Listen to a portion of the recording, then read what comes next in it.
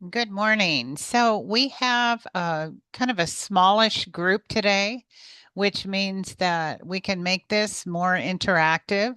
So I want to encourage you to stop me if you need something clarified or if you want to share something about your own family situation.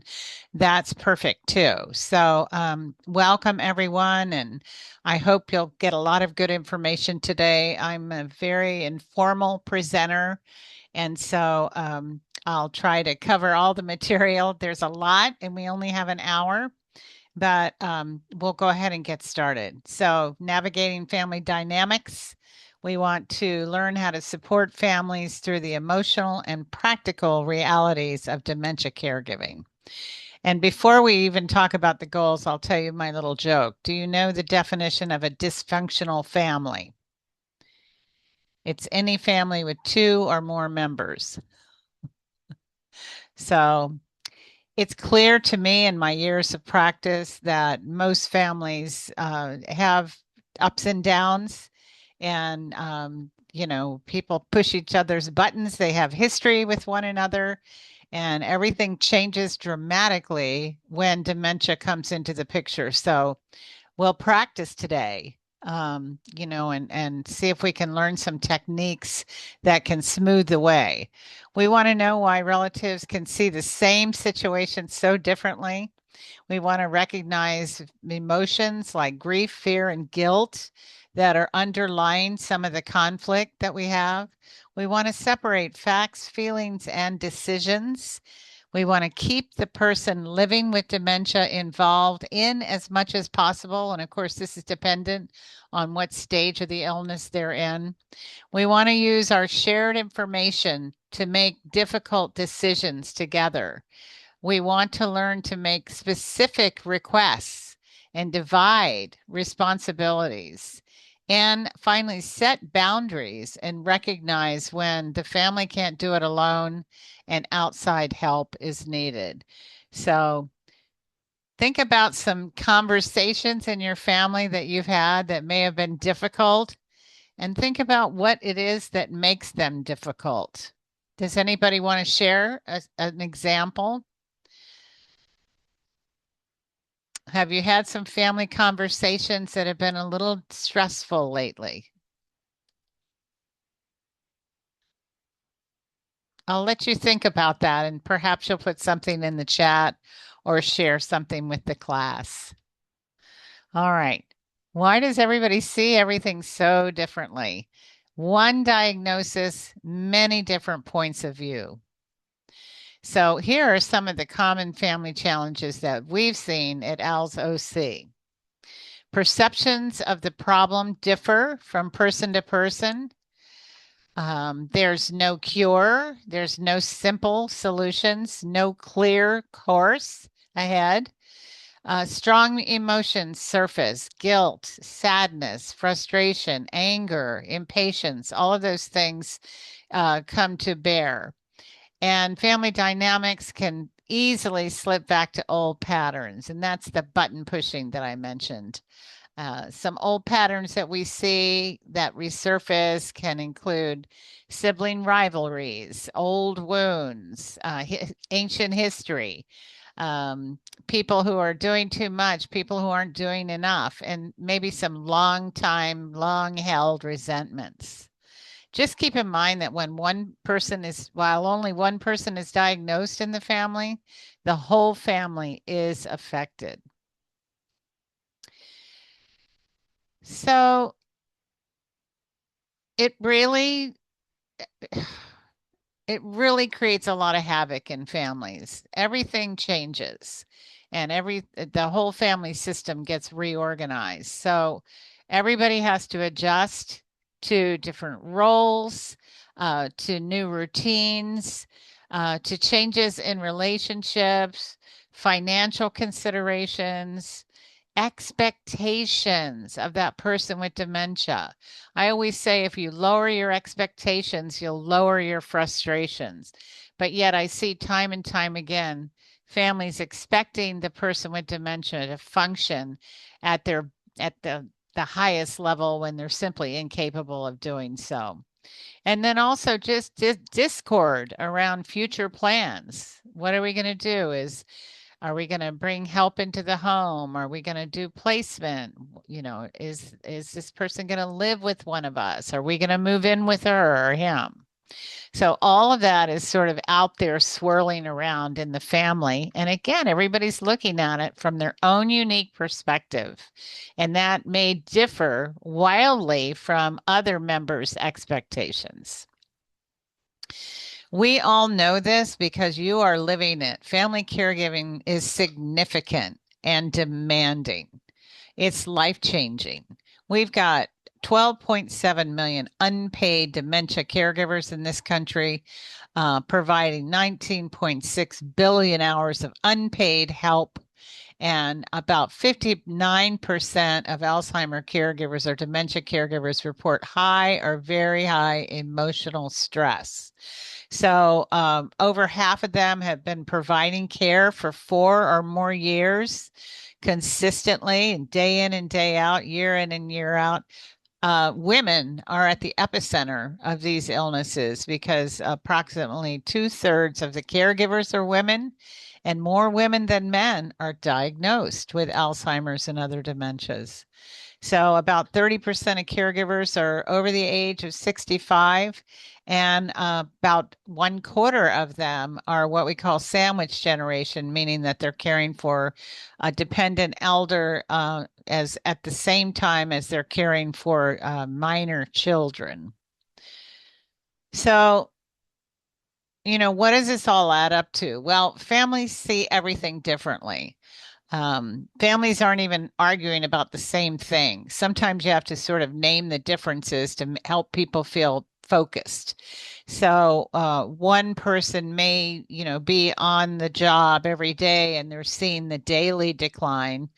And maybe another one only comes to visit occasionally, and that person is on their best behavior, and they're doing what we call showtime. Sometimes people with dementia can pull themselves together and perform quite well for a short period of time.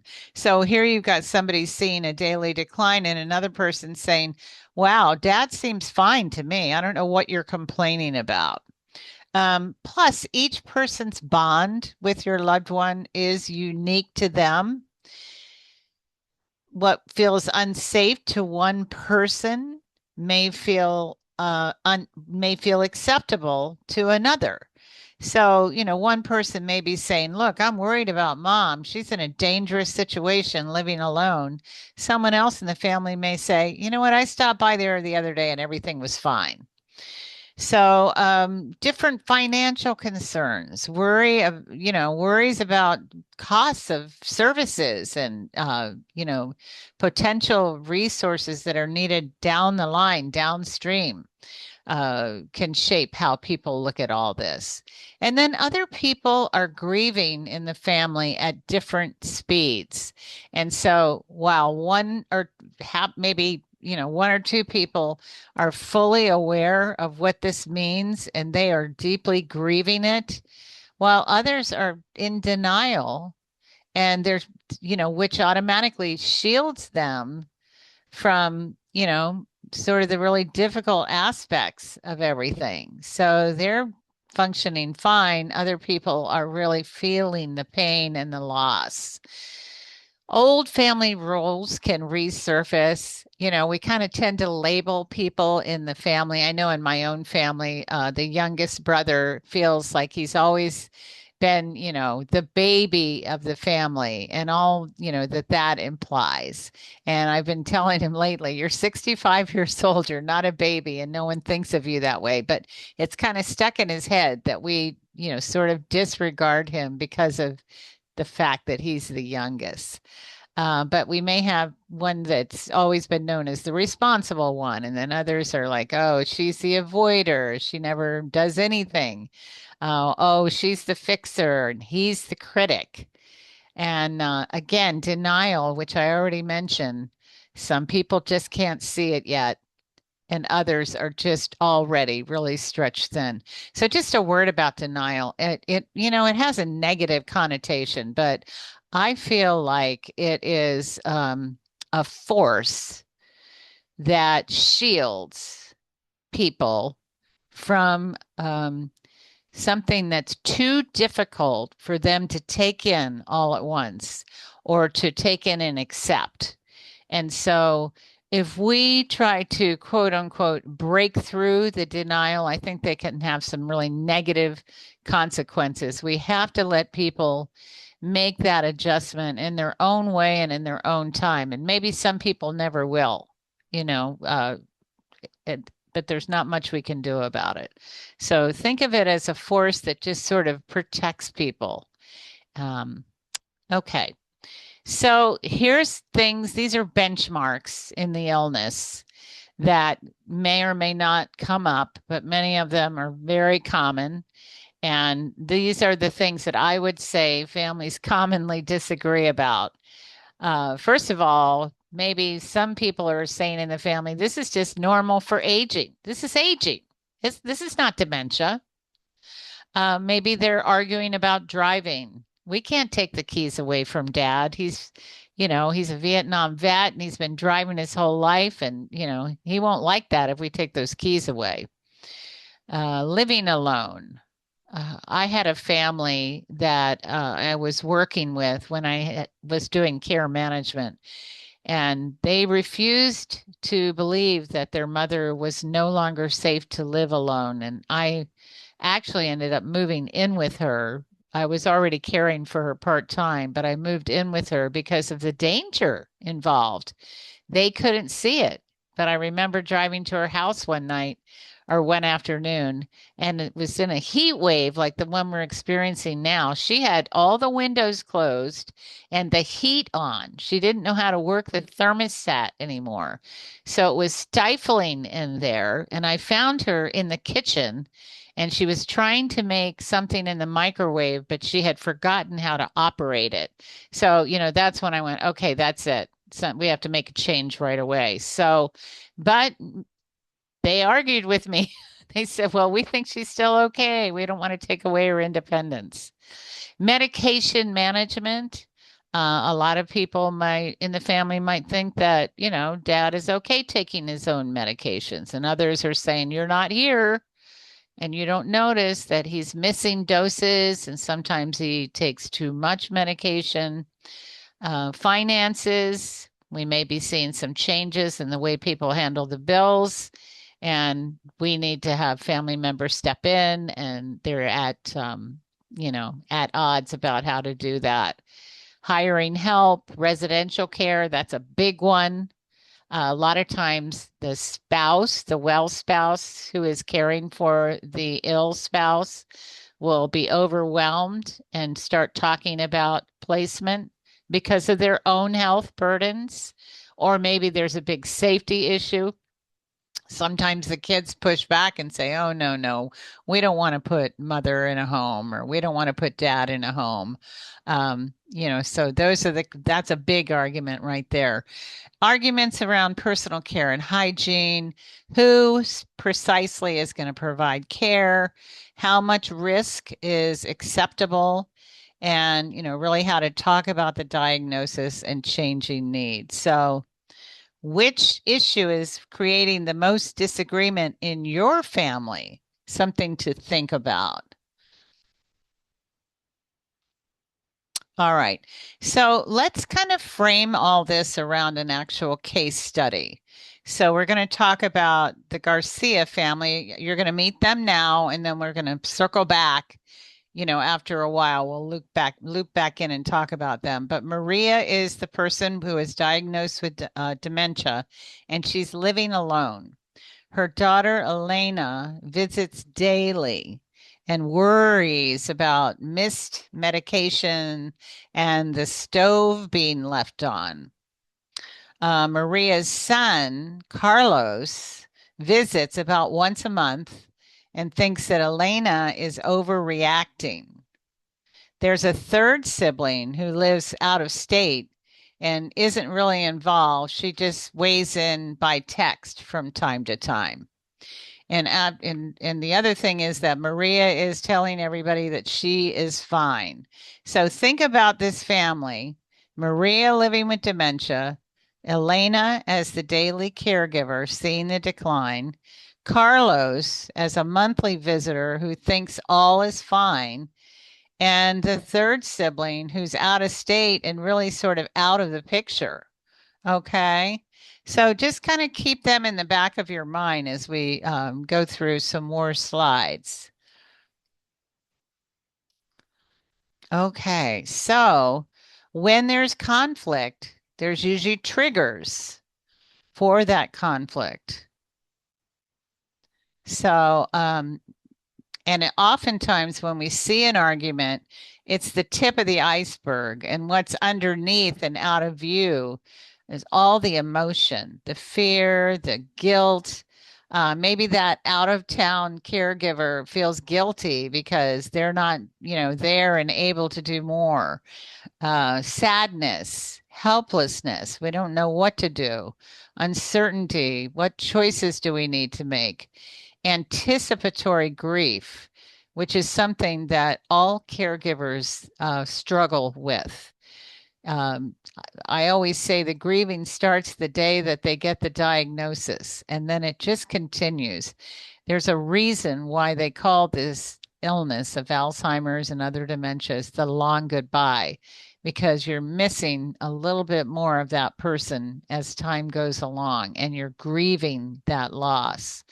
There may be resentment, like, oh, I didn't sign up for this. I am not in a position to provide 24/7 care, for the years to come. Why is it dumped on me?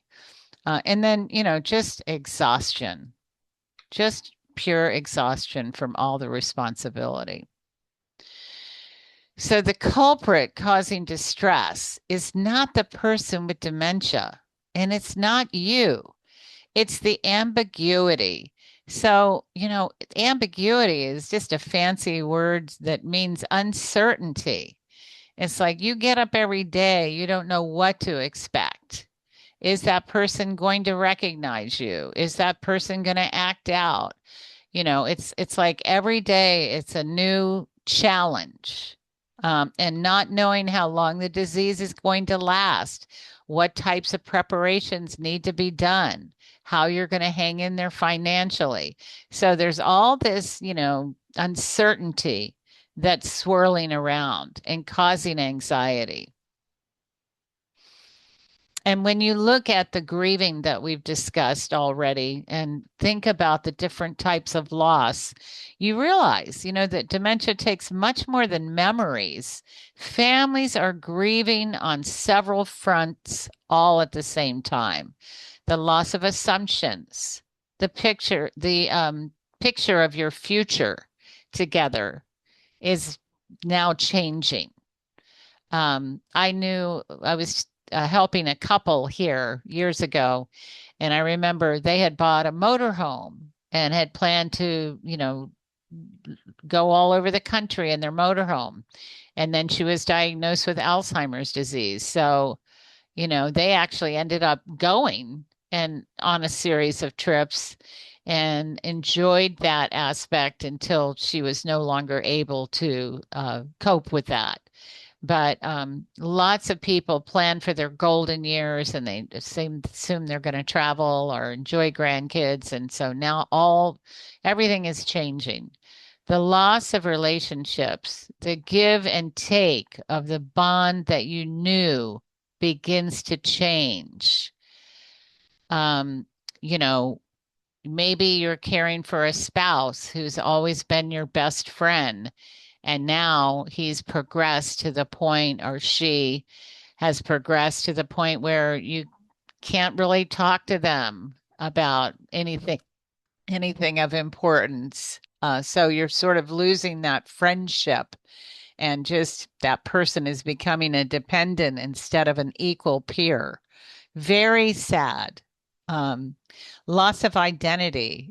They don't, they're not who they once were, and neither are you. Everything shifts.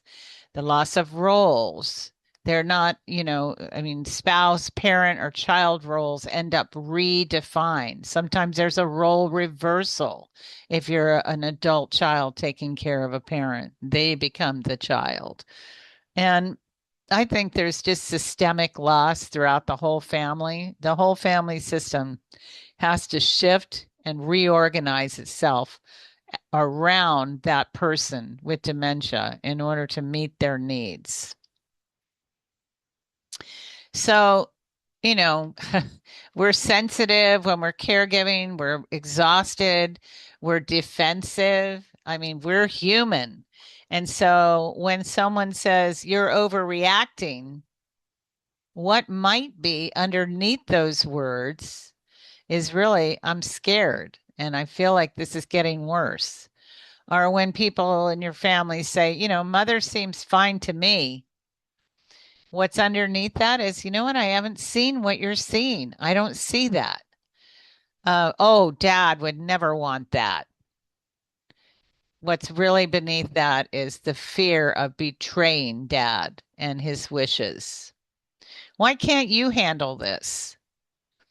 I just don't understand how demanding this has all gotten. Oh, excuse me. Um, we don't need outside help. What that really translates to could be I feel guilty letting someone else in to provide care. You're trying to take over. What they could be saying is, I'm afraid of losing my status, my role, my relationship in the family and to the person with dementia. I'm going to stop for a moment and ask if everybody's taking this in okay. If anybody has any questions, does anybody have any comments? Because I'm going through things at a pretty fast rate. So I'm just going to take a breath here and see if anybody has a comment to make. Yeah, I wanted to share something that was shared with me from a caregiver. Uh, they say, I'm grateful for for the support of my sibling, but because I live closest to my parents, I often manage the day-to-day aspects of caregiving. When I'm Right. already feeling overwhelmed, uh, it can be challenging to provide context and direction each time my sibling helps. A question I continue to navigate is how to set clear expectations and delegate tasks effectively in a way Yeah. that feels collaborative rather than directive Yeah. when they offer to help and sometimes don't follow through. Right. No, that's a big problem because what you end up doing when you're the caregiver in that position is saying, you know what, forget about it. It's easier for me to just do this myself rather than take the time to tell you how to do it or hold your hand through it. And so I think that that can be a big problem. So when people are offering to help, the primary caregiver needs to accept that help and they need to provide instructions to make that help effective. And then hopefully, that you fall into a pattern after that and the person doesn't need as much oversight. But there is a real tendency to just say, forget about it. It's just easier to do it myself. Is that what your client is saying, do you think, Gabby? I think so, yeah. Yeah. Like I like asking for help, but then it adds extra stress because, like it's not being done in the correct way, Yeah, so Right. The other thing I see a lot is, people in the family will say, let me know if you need anything.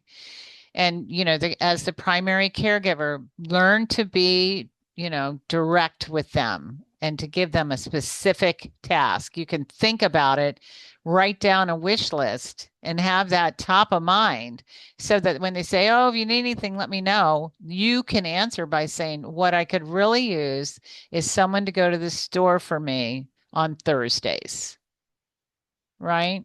So you want to be specific and you want to be direct and you want to, have patience in, training the other caregiver or the other family members. Thank you. Anybody else have a comment?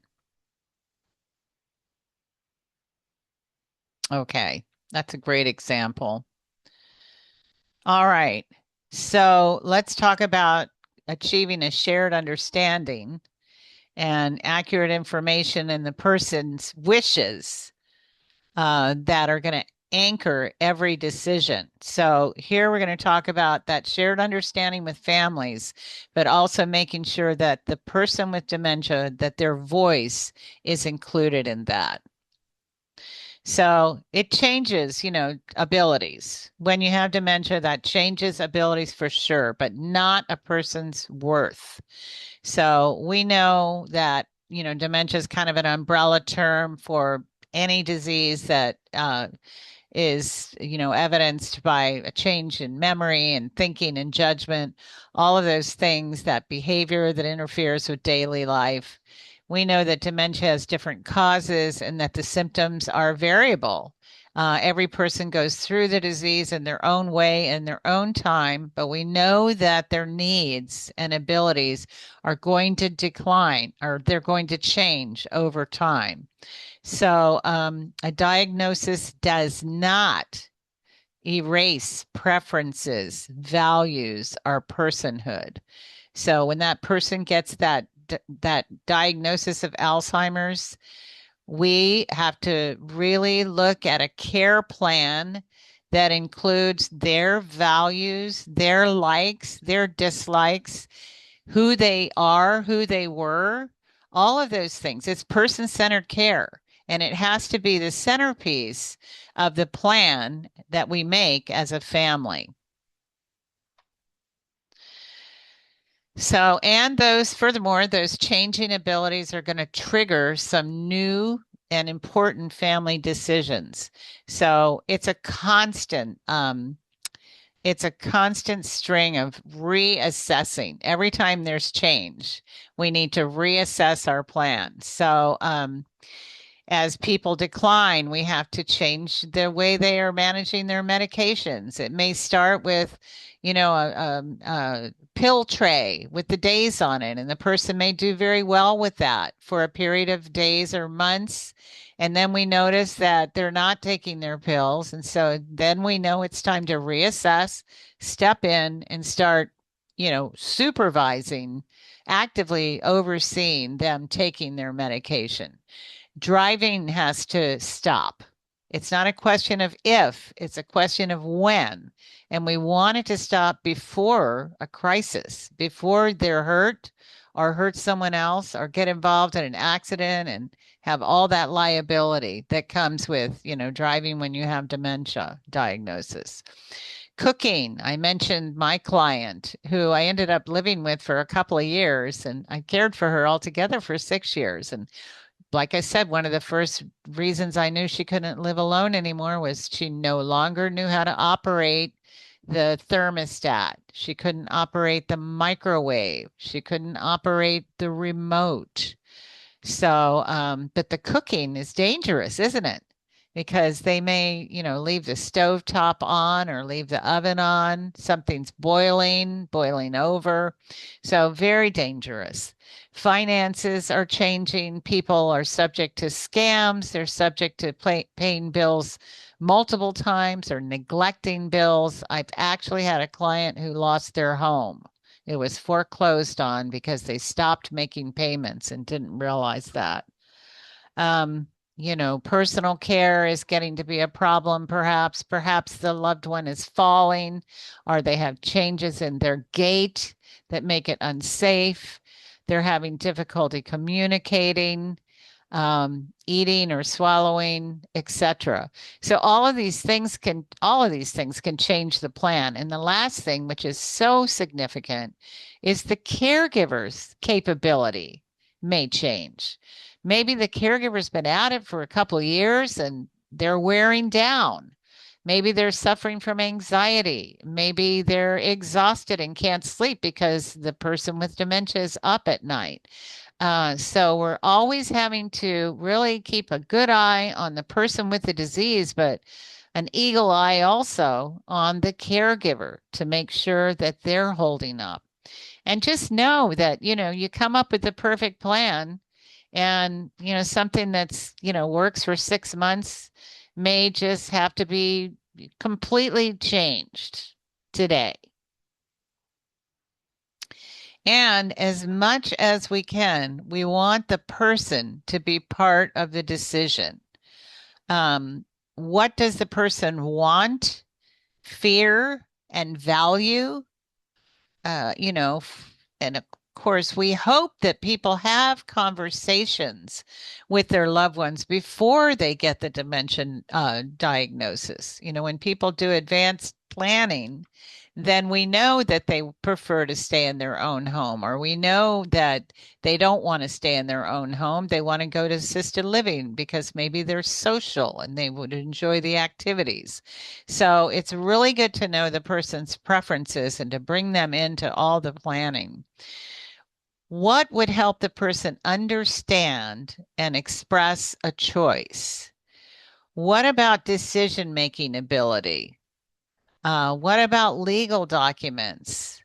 And, you know, agents. Who's the agent? Who's going to step into this person's shoes if decisions need to be made? So all of these things come into play, and the person has to be at the centerpiece of it, and it's not easy.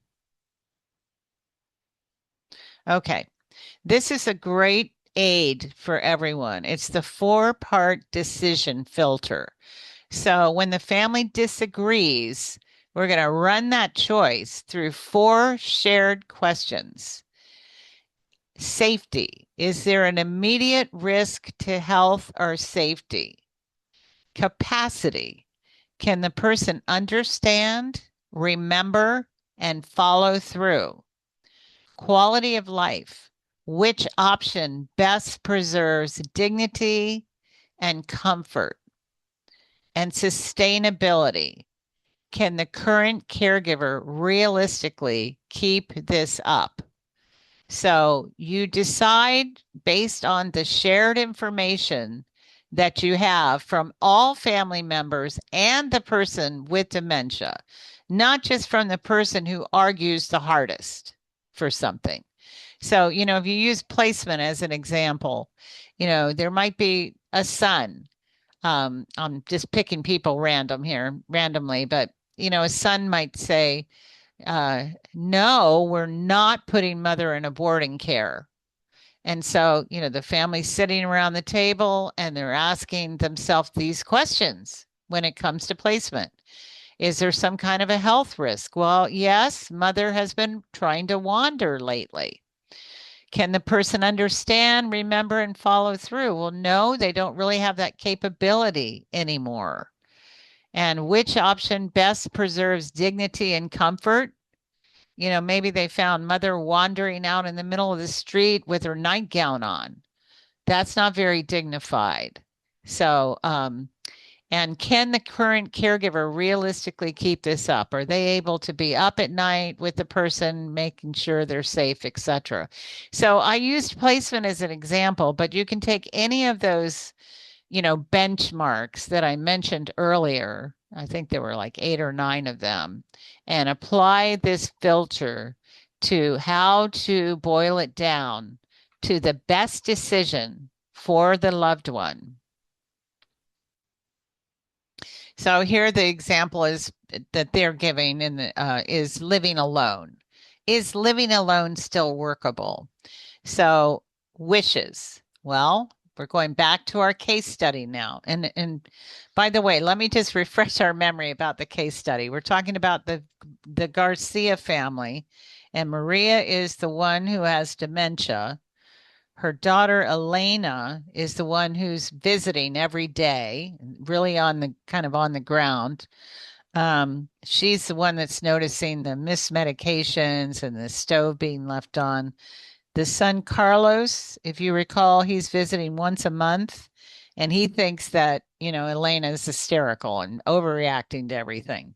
And then there's that third sibling that lives way out of town and really isn't much of a factor. He just keeps kind of chiming in by text. So, in thinking through that case study, you know, what needs to be considered is, what does Maria value about remaining at home? Is safety an issue? What specific risks have occurred? Support. Can she recognize risks and use available supports? Quality of life. What would be gained or lost through each decision? Like maybe you decide to leave her home, maybe you decide placement. What would she be gaining? What would she be losing? And then sustainability. What makes this possible and can it continue? So if you're looking at this whole live alone problem, do any of you want to talk about this a little bit? Some of these categories and maybe what you would do? Is someone feeling brave?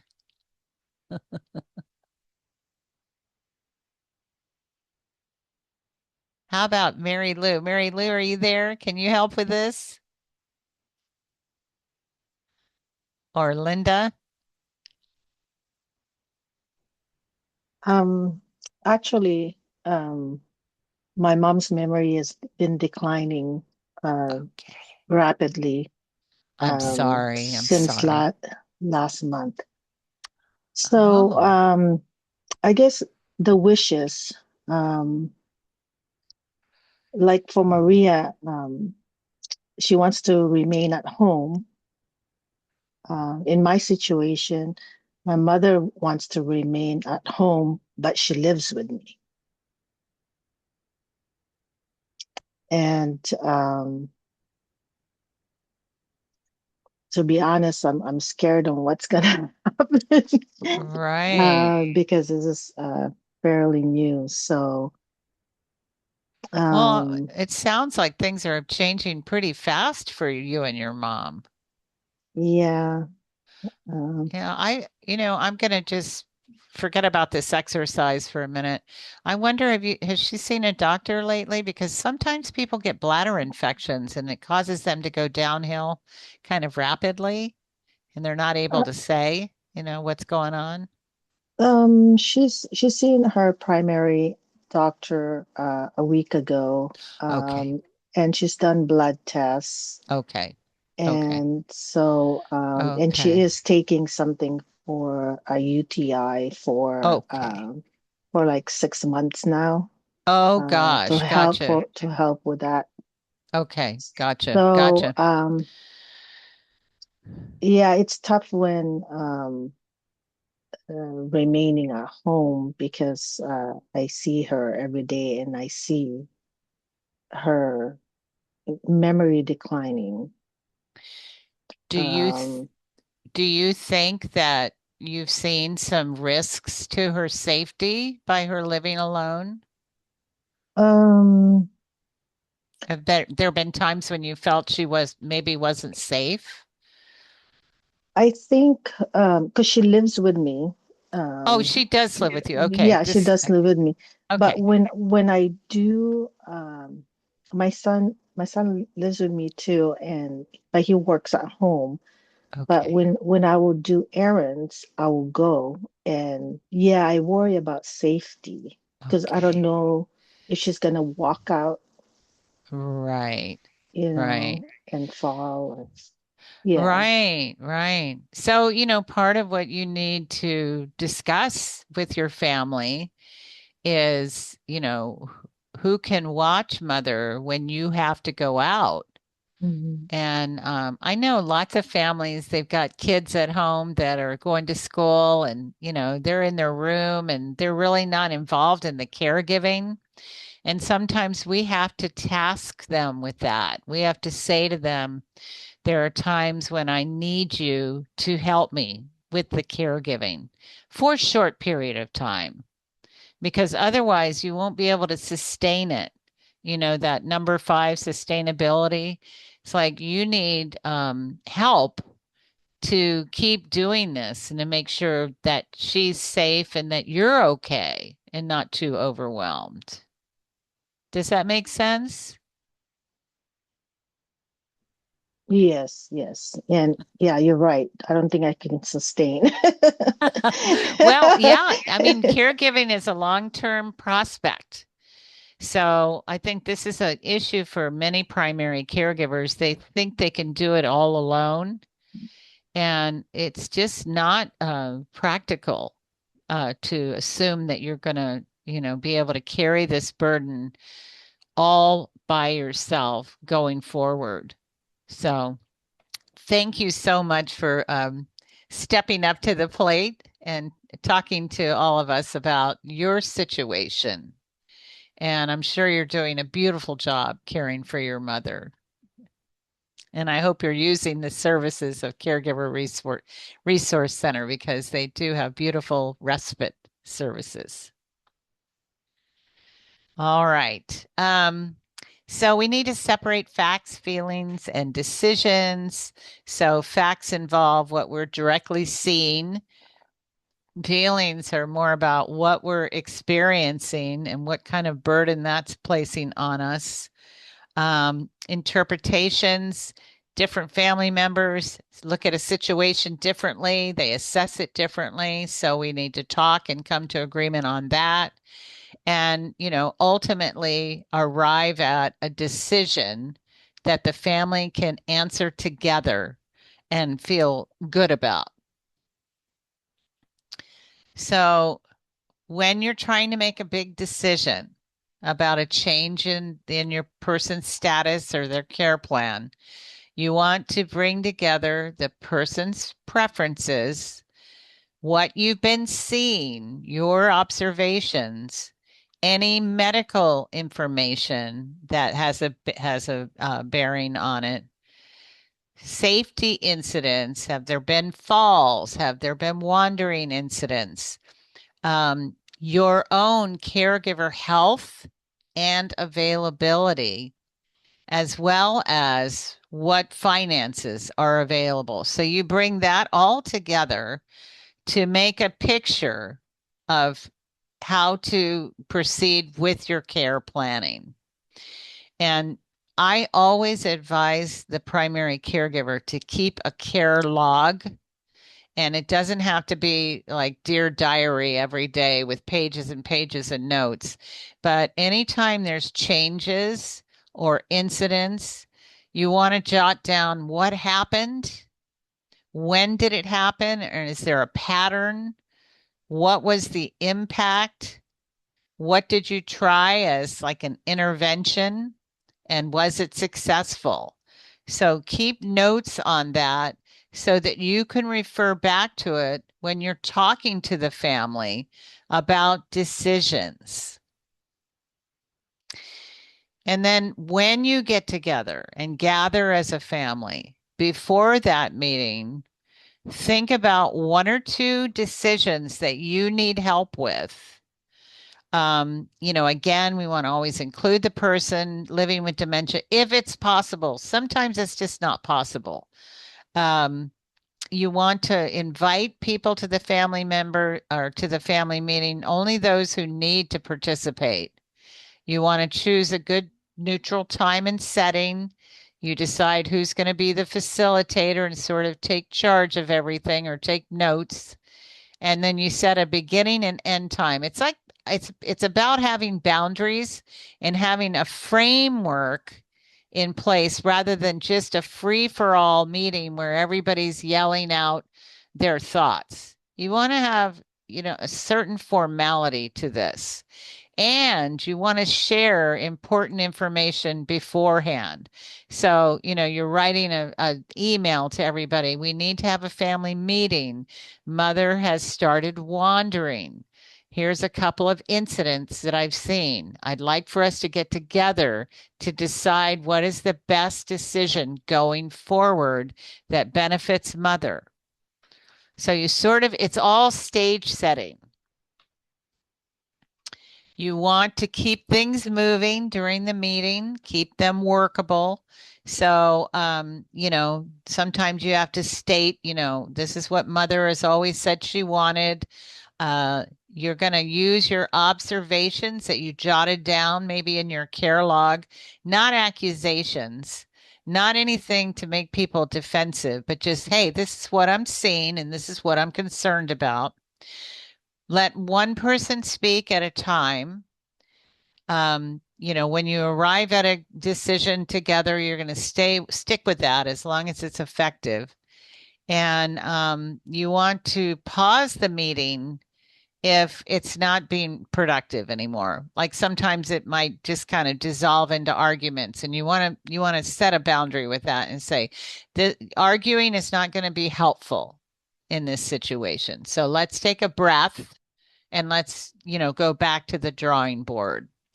And then before ending the family meeting, write down who said they do what, what we decided and who's doing what.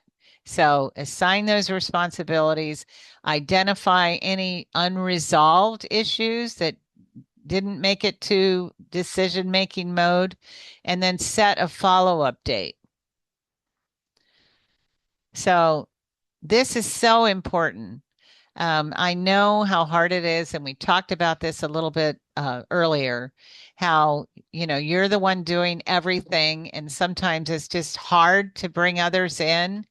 But it has to be done in a way that's equitable and makes sense for your person and for you. So this is just kind of a graph that shows how to come up with an agenda that results in a plan. And you're all going to get these slides. So, all right. So know that we want to watch what we say. I just mentioned accusations. They're not helpful. So instead of saying something like, you never help, try saying something like, I need us to take responsibility for specific things that mother needs. I need us to divide specific responsibilities. Who does what? Instead of you are in denial, we could say, it seems like we're seeing things differently. Can I share what I'm seeing? Instead of, dad needs to go into a facility, you can say something like, can we look at what support dad needs now to be safe? Instead of, you don't understand, say something like, can I walk you through what a typical day looks like? And then finally, mom can't make decisions. She's incapable. What support would help mom understand the options? So listen, we are not marriage and family counselors, or, we're not private therapists. So some of this language is a little, I don't know, daunting, but we can take a stab at lowering the temperature and having an effective meeting that results in good outcomes for the person who is receiving care and the person who is giving care. So observation, impact, and request. So here's a scenario again about Maria. Mom has missed several evening doses this week. I'm worried that her medication plan isn't reliable. Could you take responsibility for calling after dinner to confirm that mom has taken her dose? So here you're describing what happened without blaming. You're explaining why it matters. And then you're just asking for one specific action. And also remember that fair does not always mean equal, because when you assess your family members, some of them are cut out for this and some of them aren't. I always say not everybody is cut out to be a caregiver. And some people shouldn't be caregivers. They really are not well positioned to do that. But they can do other things, and it might not always be equal. You may still be providing the burden of care, but they can do other things to make your loved one's life easier and your life easier. So it kind of depends on a lot of variables. It depends on people's availability. Okay, you're the primary caregiver. Your sister has 4 children and works outside the home. That is not a person who's readily available. Maybe you've got a brother that's single. And is in a better position to help. So it has to do with availability. It has to do with who's here and who's at a distance. It has to do with, our family members' health. Some people aren't healthy enough to withstand caregiving. What skills do people have? If they can't caregive, can they do home maintenance? Can they do the books, etc.? Linda, you have your hand up. I just want to use a perfect example. I just heard a caregiver that someone at her church asked her, what can she do for her? She said she thought about it for a week, and since they see each other at church every week, she asked this person if she would help um, organize her loved ones' pills. And so each week she brings some the empty ones and gives some and takes the filled ones, and that's been working for her. That is perfect because that's one job she can check off her long list. And the person is grateful because they want to help. So I love that example, Linda. Do you know that I'm sorry, was it Linda who said that? Yes. Yes. Okay. Thank you, Linda. I just remembered this man that I was working with here a few years ago. He was a businessman and his wife got the disease. She got Alzheimer's.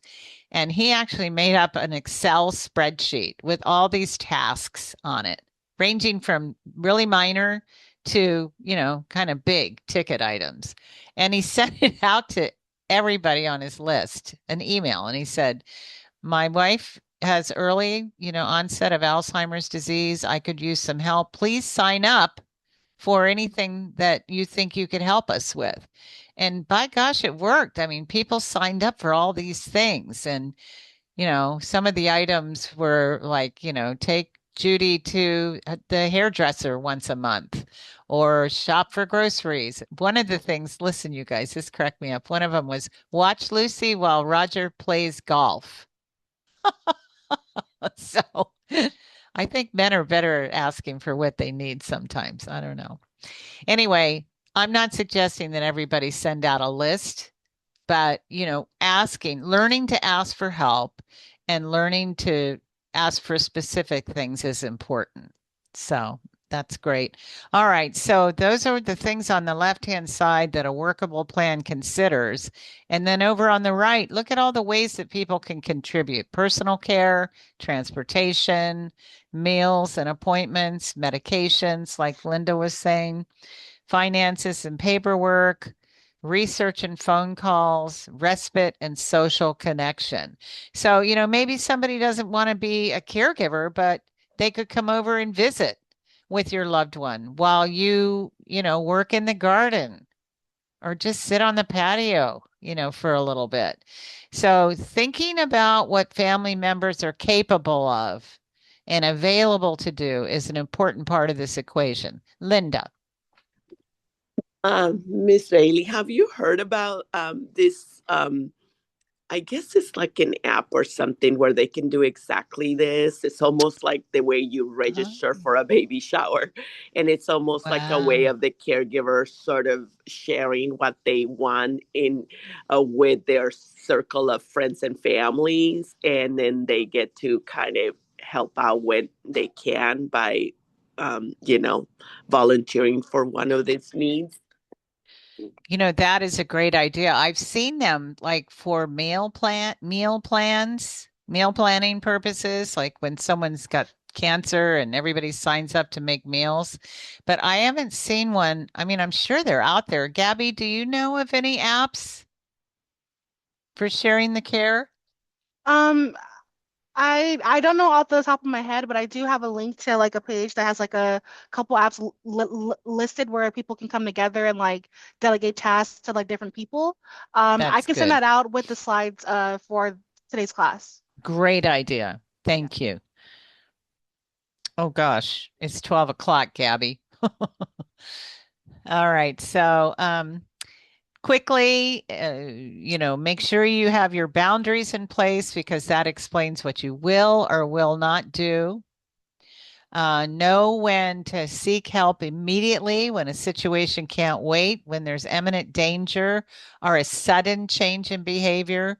Any of the things you see on the screen, um, you know, Do we need to call 911? What needs to happen here in an emergency? Okay. So I think I'll let you read this part on your own when you get the slides because of our timing. But here, before we end, are 6 steps that you can take after today. 1, choose one concern. So it could be the medication, like Linda was saying. Gather specific information, include the person's preferences, hold a focused conversation, assign responsibilities, and bring in support, and then set a date to revisit the plan. So, and then reflect on what is one step you can take within the next 7 days. Maybe it's just to kind of think about all this, everything we've talked about, and to get yourself ready to actually ask for help from your family. Maybe the first step is to set up the meeting. You decide. As you know, we are there to help, and a caregiver resource center is there. We love to collaborate with them. We've been around for as many years as they have, and we've enjoyed a partnership. And there are lots of other resources locally that you can learn about through our organizations. So you don't have to do this alone. Here's some things to carry forward. Just some kind of takeaways from today. And we'll go ahead and close. All right, everyone. Well, it was my pleasure to be with all of you. And I wish you much success in your caregiving. And we're standing by to help and appreciate the beautiful job that you're doing in taking care of your loved ones. Thank you for having me. Thank you, Gabby. Of course. And again, just thank you all so much for joining us today. Thank you so much, Kim. We will be sending you all email with the slides today and the link to like the different like caregiver apps. Yeah, so we hope you all have a beautiful, blessed day. Thank you so much.